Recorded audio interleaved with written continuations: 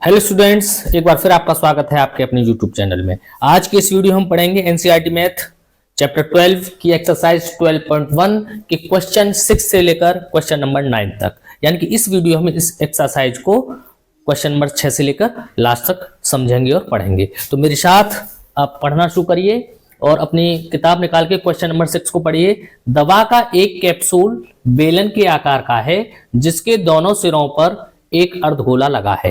तो देखिए बेटा, ये डायग्राम है, ये आपकी बुक में बना हुआ है। ये कोई कैप्सूल है, ये एक बेलन और अर्धगोले को मिलकर बनाया गया है। मैं आपको दिखाऊं, देखिए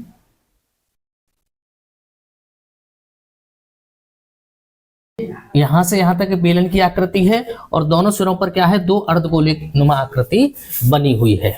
ठीक है, पूरे कैप्सूल की लंबाई 14 मिलीमीटर है। तो पूरा कैप्सूल कहां से है, यहां से लेकर यहां तक लास्ट तक 14 मिलीमीटर है इस पूरे कैप्सूल की लंबाई यहां तक। ठीक है, इसके बाद कह रहा है और उसका व्यास कितना है, 5 मिलीमीटर।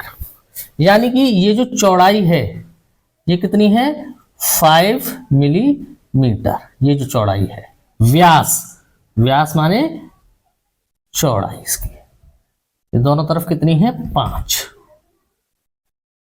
ठीक है, मिलीमीटर। तो हमें क्या ज्ञात करना है, इसका पृष्ठीय क्षेत्रफल ज्ञात कीजिए। तो देखिए सॉल्यूशन ऑफ क्वेश्चन नंबर 6 जब हम पढ़ेंगे तो ये जो कैप्सूल है दो आकृतियों से मिलकर बना है। पहली आकृति है बेलन और दूसरी आकृति क्या है, दो अर्धगोले। तो इस जो कैप्सूल का जो पृष्ठीय क्षेत्रफल होगा वो क्या होगा, बेलन का पृष्ठीय क्षेत्रफल और प्लस दो अर्धगोलों का, दो अर्धगोले मानो ये पूरा गोला मान लीजिए, ठीक है ना, का पृष्ठीय क्षेत्रफल। दोनों के पृष्ठीय क्षेत्रफल को हम जोड़ देंगे तो इस पूरे कैप्सूल का या इस आकृति का पृष्ठीय क्षेत्रफल हमारे पास आ जाएगा। तो सबसे पहले करिए, देखिए बेलन, बेलन की त्रिज्या, बेलन की त्रिज्या कितनी होगी, r, और ये काय के बराबर है, अर्धगोले की। यानी बेलन और अर्धगोले दोनों मिले हुए हैं तो दोनों की त्रिज्या बराबर होगी। बेलन की त्रिज्या r बराबर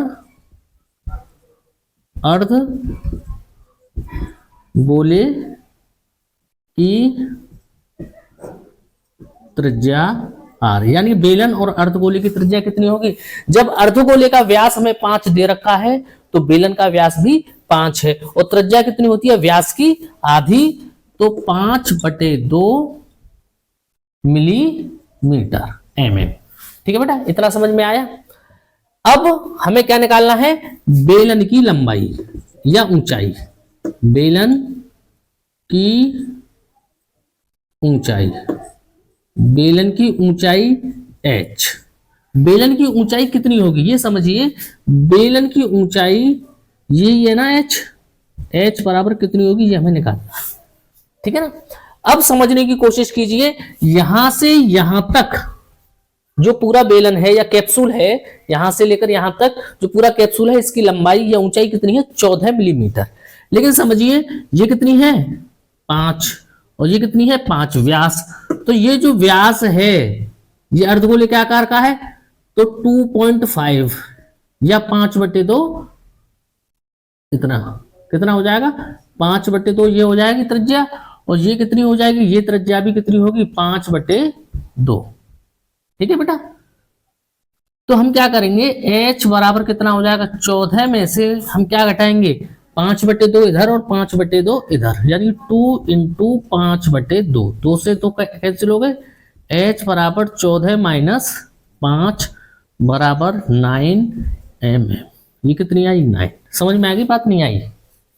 वैसे कोई इतना टिपिकल काम नहीं है, ये समझ में आ गया होगा। यानी कि देखिए 2.5 सेंटीमीटर, वो 2.5 मिलीमीटर इधर कम हो गया और 2.5 मिलीमीटर इधर कम हो गया। 2.5 और 2.5 जोड़े 5, पूरी लेंथ कितनी है, 14, 14 में से 5 घटाए 9। ठीक है ना। तो बेलन की ऊंचाई h बराबर कितनी आ रही है हमारे पास, 9 मिलीमीटर। समझ में आ गई बात।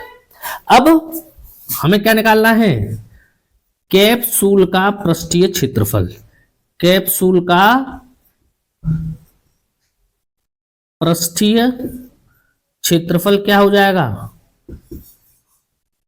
बेलन का पृष्ठीय क्षेत्रफल शॉर्ट में लिख दे रहा हूं, बेलन का पृष्ठीय क्षेत्रफल प्लस 2 अर्धगोले हैं, यानी कि 2 गुणा अर्धगोले का पृष्ठीय क्षेत्रफल, इस तरीके से लिख सकते हैं ना।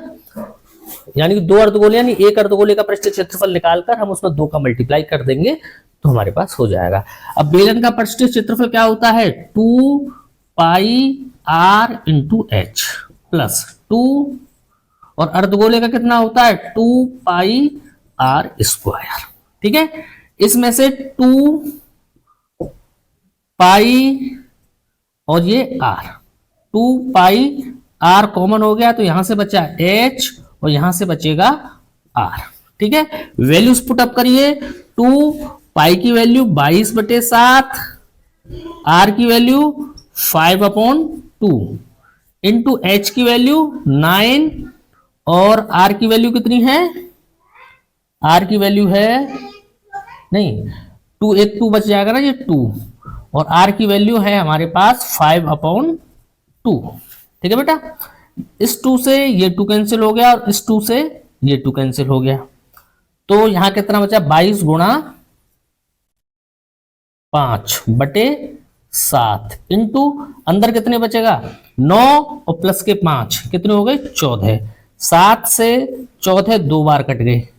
ठीक है, तो कितना आया 22 गुणा 5 गुणा 2, 5 गुणा 2, तो 22 और 5 गुणा 2 यानी 10, 10 का गुणा 22 में करेंगे तो 220 वर्ग मिलीमीटर, मिली।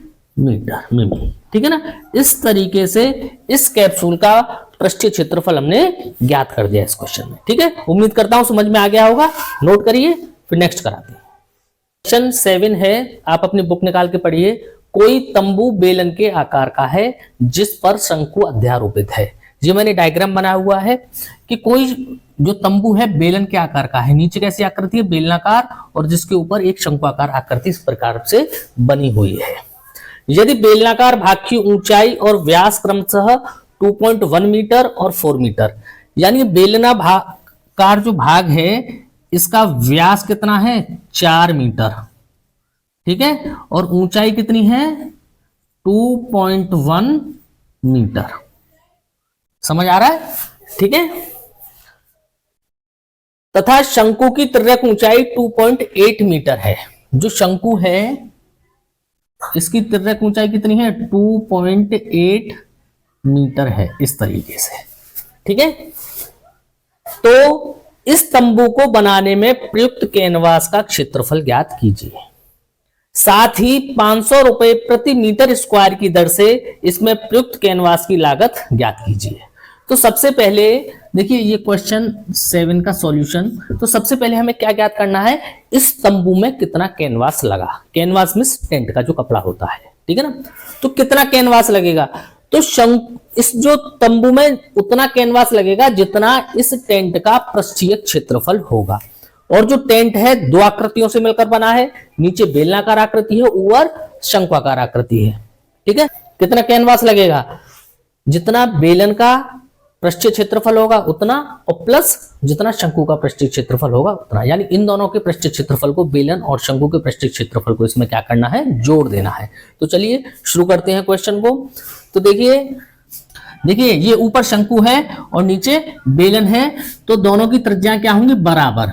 लिखिए बेलन की त्रिज्या r बराबर शंकु की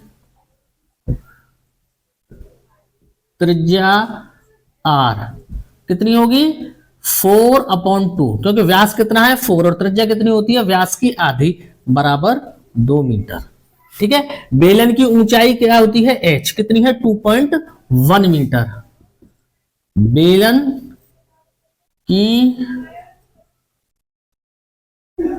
ऊंचाई h बराबर है 2.1 मीटर, और शंकु की तिर्यक ऊंचाई कितनी है 2.8 मीटर। तो लिखिए शंकु की तिर्यक ऊंचाई, शंकु की तिर्यक ऊंचाई क्या पढ़ते हैं हम L, बराबर 2.8 मीटर। ठीक है। तो तंबू में प्रयुक्त, क्या हमें क्या करना है, तंबू में प्रयुक्त कैनवास का क्षेत्रफल क्या होगा, बेलन का पृष्ठीय क्षेत्रफल, बेलन का पृष्ठीय क्षेत्रफल प्लस शंकु का पृष्ठीय क्षेत्रफल। ये शॉर्ट में लिख दिया है मैंने। तो देखिए बेलन का पृष्ठीय क्षेत्रफल क्या होता है, 2 पाई आर एच, और शंकु का पृष्ठीय क्षेत्रफल होता है पाई आर एल। ये होता है फॉर्मूला। इसमें से पाई और आर ये कॉमन हो गए। क्या कॉमन आया, पाई और आर। यहां से बचा 2 इंटू एच, और यहां से क्या बचा, एल। अब वैल्यूज पुटअप कर दीजिए। पाई की वैल्यू होती है 22/7, आर की वैल्यू कितनी है हमारे पास, 2 इंटू 2, ब्रैकेट में 2 इंटू एच क्या है, शंकु की ऊंचाई कितनी है 2.1 प्लस एल, एल का मान कितना है 2.8। इसको सॉल्व करिए, ये हो गया 22/7 इंटू 2, 2 का गुणा 2.1 में करेंगे तो कितना आएगा, ये हो जाएगा 4.2 और प्लस 2.8, ये 4.2 हो गया और ये 2.8 प्लस का, तो 22/7 इंटू 2 इंटू 4.2 और 2.8 को जोड़ा तो कितना आया 7, 7 से 7 कैंसिल हो गए तो कितना आया 22 का गुणा 2 से करेंगे तो 44 वर्ग मीटर। यानी कि इस तरीके के टेंट को बनाने में हमें कितना कैनवास चाहिए, 44 वर्ग मीटर। और साथ ही देखिए क्वेश्चन में क्या कह रहा है कि 500 रुपए प्रति वर्ग मीटर की दर से, यानी 1 वर्ग मीटर कैनवास का खर्चा कितना है 500 रुपए। तो प्रयुक्त कैनवास की लागत क्या होगी, देखिए 1 वर्ग मीटर की लागत कितनी है 500 रुपए। तो पूरा कैनवास कितना लगा रहा हमारा 44 वर्ग मीटर। तो 44 वर्ग मीटर कैनवास की लागत कितनी होगी, कैनवास की लागत कितनी होगी 44 का गुणा कितने में कर देना है 500 में, और 500 में 44 का गुणा करेंगे तो कितना आएगा 22,000 रुपए। तो इस टेंट को बनाने में कुल कितना खर्चा आने वाला है 22,000 रुपए। इस तरीके से क्वेश्चन भी हमारा पूरा हो गया। अब वीडियो पॉज करके नोट करिए, नेक्स्ट क्वेश्चन कराता हूं। देखिए बच्चों, इसी एक्सरसाइज का क्वेश्चन नंबर 8 है, आप अपनी बुक निकाल के पढ़िए।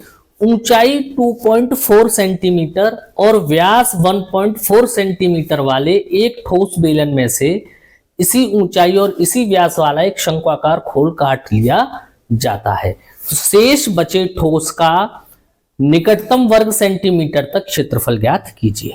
तो समझिए ये हमारे पास एक बेलन है, ठीक है, इसकी ऊंचाई कितनी है 2.4 सेंटीमीटर, इसकी ऊंचाई कितनी होगी बेटा 2.4 सेंटीमीटर, ये ऊंचाई होगी, ठीक है, और व्यास कितना है 1.4 सेंटीमीटर। इस बेलन का व्यास है हमारे पास 1.4 सेंटीमीटर, ठीक है। में से क्या करते हैं इसी ऊंचाई और इसी व्यास वाला एक शंक्वाकार खोल काट लिया जाता है। तो देखिए ये एक शंकु बना हुआ है, अंदर मैंने एक शंकु बनाया है, ये एक ठोस बेलन है, उसमें से ऐसी शंक्वाकार आकृति मैंने काट के बाहर निकाल दी है। तो जब मैं काट के बाहर निकालूंगा तो बेटा ये ऊपर से खुला हुआ हो जाएगा कि नहीं, इस तरीके की आकृति हो जाएगी, यही तो बचेगा। जब मैं एक शंकु काट के निकाल दूंगा तो ये इस तरीके की आकृति बचेगी नहीं बचेगी। देखिए ये भी कितना है 1.4, जितना ये है उतना ही ये होगा 1.4। तो आइए समझने की कोशिश करते हैं इस क्वेश्चन को। सॉल्यूशन ऑफ क्वेश्चन 8 क्या है, देखिए शंकु और बेलन दोनों की आधार की त्रिज्याएं, ये आधार का व्यास बराबर होगा, ये भी 1.4 है और ये भी 1.4 है। तो देखिए शंकु की त्रिज्या r बराबर बेलन की त्रिज्या r, ये दोनों बराबर होंगी, कितनी होंगी, व्यास की आधी। ये कितना है 1.4, तो इसका आधा किया तो आया 0.7 सेंटीमीटर। इतना क्लियर है, हो गया होगा क्लियर, ठीक है। अब ये क्या है, बेलन की ऊंचाई,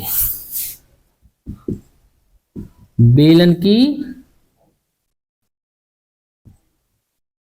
ऊंचाई, बेलन की ऊंचाई h इज इक्वल टू कितनी दे रखी है, 2.4 सेंटीमीटर, ठीक है। अब हम क्या निकालेंगे, शंकु की स्लैंट हाइट, यानी कि ये जो L होती है तिरछी लंबाई, इसको तो देखिए हम जानते हैं फॉर्मूला क्या होता है, आर स्क्वायर बराबर अंडर रूट L स्क्वायर बराबर under root R square plus H square.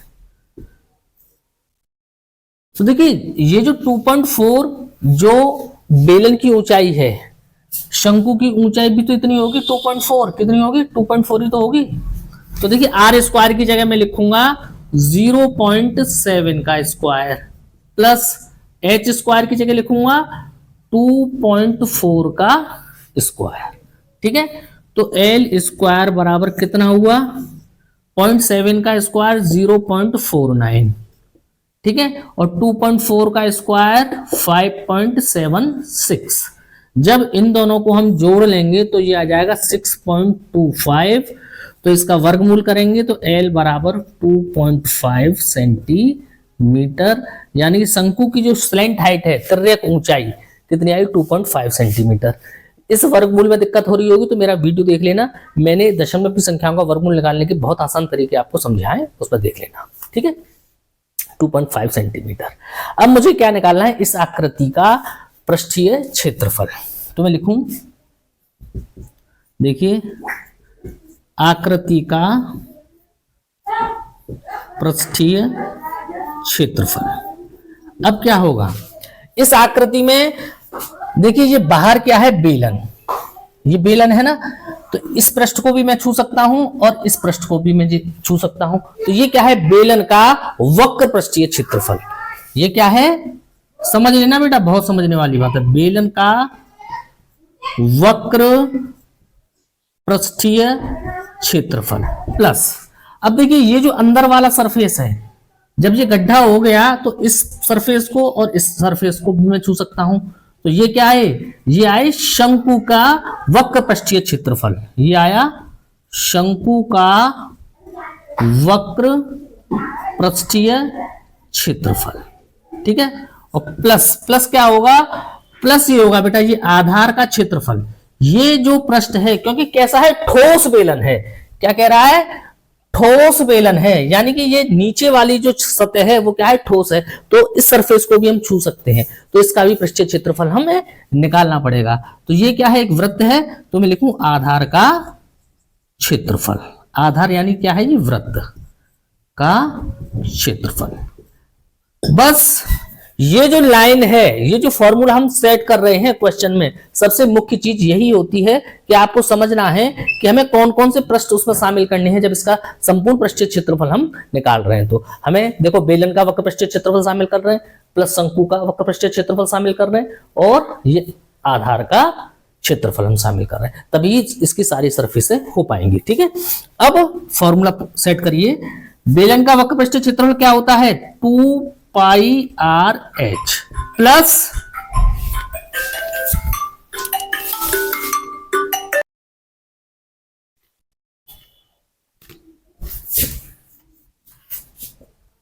तो देखिए बेलन का वक्र पृष्ठीय क्षेत्रफल क्या होता है, 2πrh प्लस शंकु का वक्र पृष्ठीय क्षेत्रफल क्या होता है, πrl प्लस आधार यानी वृत्त का क्षेत्रफल क्या होता है, πr स्क्वायर, ठीक है। अब ये वैल्यूज पुट अप करके हमें इस क्वेश्चन को सॉल्व करना है।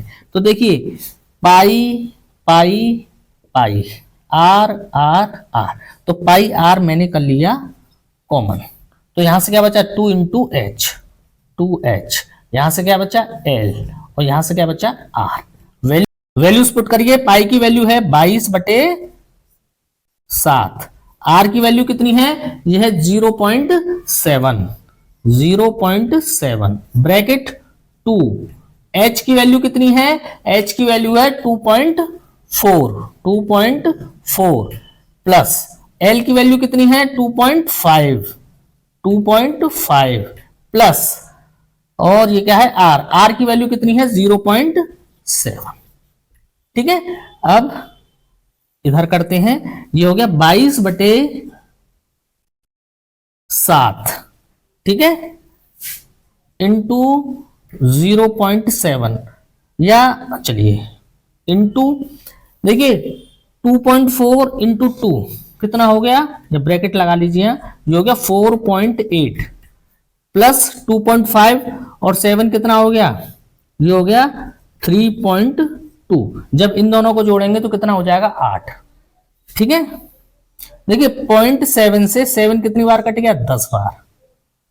ठीक है, और ये क्या है 22, और ये हो गया जोड़ के 8 गुणा 8/10। 22 का गुणा 8 में करिए 176/10, तो कितना आया 17.6। और हमसे क्या पूछा है, निकटतम वर्ग सेंटीमीटर तक क्षेत्रफल ज्ञात कीजिए। तो 17.6 को मैं लिख सकता हूं 18 वर्ग सेंटीमीटर। ये इस तरीके से ये क्वेश्चन आपका पूरा होता है। आप नोट करिए और समझ में तो आ गया होगा। ठीक है, उसके बाद नेक्स्ट क्वेश्चन कराते हैं। देखिए बच्चों, इस एक्सरसाइज का जो लास्ट क्वेश्चन है, क्वेश्चन 9th, इसको समझिए। लकड़ी के एक ठोस बेलन के प्रत्येक सिरे पर एक अर्धगोला खोदकर निकालते हुए, ये एक लकड़ी का ठोस बेलन है, इसके दोनों सिरों से एक अर्धगोला मैंने खोदकर निकाल दिया है बेटा। ये है ना, ये गड्ढा हो गया इधर, इस तरीके से आप समझ लीजिए, ये अर्धगोले नुमा ये गड्ढा हो गया। ठीक है, ऐसे ही यहां से मैंने इसको खोदकर निकाल दिया, तो दोनों साइड में ये इस तरीके से इस ठोस बेलन के ये आधे आधे गड्ढे हो जाएंगे। ठीक है ना, इस तरीके की ये आकृति हमारी हो गई। अर्धगोला खोदकर निकालते हुए एक वस्तु बनाई गई है। इस तरीके की जो वस्तु है वो है हमारे सामने। यदि बेलन की ऊंचाई 10 सेंटीमीटर, यानी कि ये जो बेलन है इसकी ऊंचाई कितनी है 10 सेंटीमीटर, यानी कि बेलन की ऊंचाई है 10 सेंटीमीटर, और आधार की त्रिज्या कितनी है 3.5, यानी कि ये जो आधार है ये त्रिज्या कितनी हुई 3.5 सेंटीमीटर, यानी कि ये जो त्रिज्या है वो कितनी है 3.5। तो बेटा ये अर्धगोला है तो ये 3.5, तो ये भी 3.5 होगी, और ये भी ऐसे 3.5 होगी। ठीक है ना, इतना क्वेश्चन है। तो इस आकृति का संपूर्ण पृष्ठीय क्षेत्रफल मुझे ज्ञात करना है। तो देखिए सॉल्यूशन ऑफ क्वेश्चन नंबर 9। सबसे पहले तो ये लिखते हैं कि देखिए बेलन तथा अर्धगोला दोनों की त्रिज्या बराबर है, कि त्रिज्या r बराबर कितनी है 3.5 सेंटीमीटर, और बेलन की ऊंचाई h बराबर कितनी है, बेलन की ऊंचाई h बराबर है 10 सेंटीमीटर। ठीक है, तो इस आकृति का संपूर्ण पृष्ठीय क्षेत्रफल, आकृति का संपूर्ण पृष्ठीय क्षेत्रफल बराबर क्या होगा। तो इसमें हमें कौन कौन सी चीजें ऐड करनी पड़ेंगी। तो सबसे पहले हम लिखेंगे बेलन का वक्र पृष्ठीय क्षेत्रफल। समझिए बात को,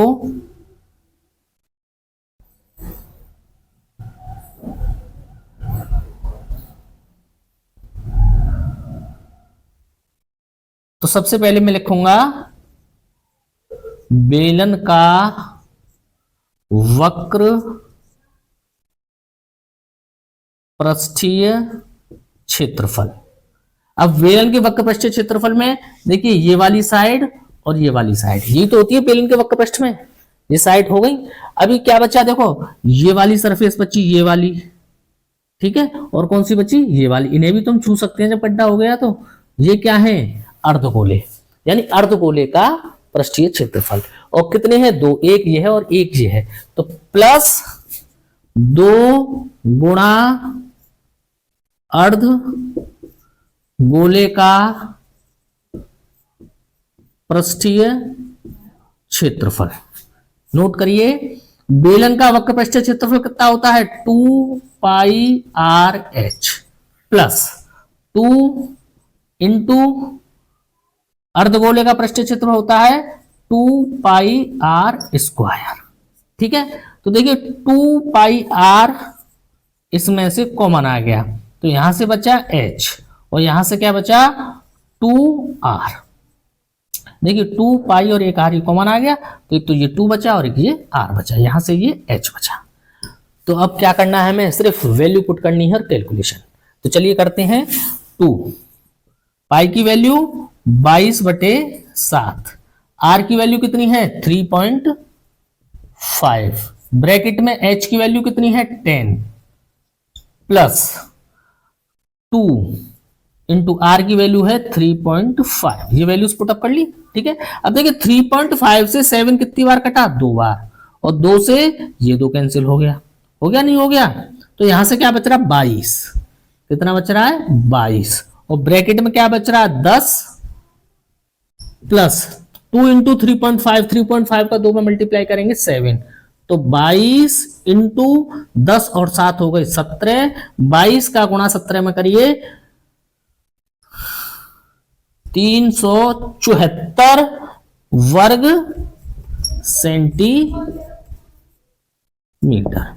ठीक है ना, तो इस तरीके से जो ये शेष आकृति बची है इसका संपूर्ण पृष्ठीय क्षेत्रफल क्या होगा, 374 वर्ग सेंटीमीटर होगा।